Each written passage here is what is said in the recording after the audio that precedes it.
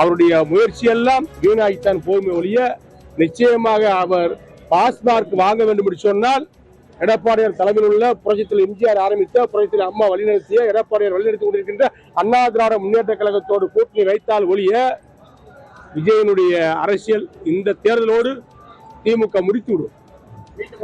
ஆகவே விஜய் அவர்கள் நல்ல யோசனை செய்து அண்ணா திமுக கூட்டணிக்குத்தான் அவர் வர வேண்டும்.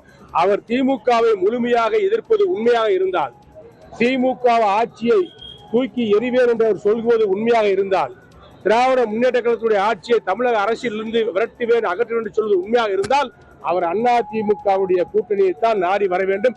அண்ணா திமுக கூட்டணி அங்க வைப்பதுதான் அவருக்கு சரியான ஆலோசனை, சரியான முடிவு. அதை தாண்டி தனித்து களம் இறங்குவோம் என்று சொல்வது திமுகவுக்கு அவர் வலு சேர்க்கின்ற விதமாகத்தான் அவரது நடவடிக்கை தமிழ்நாட்டு மக்கள் பார்ப்பார்கள்.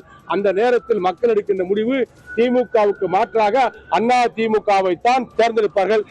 ஸ்டாலின் அவர்களுக்கு மாற்றாக எடப்பாடியாரை தான் முதலமைச்சராக தேர்ந்தெடுப்பார்கள்.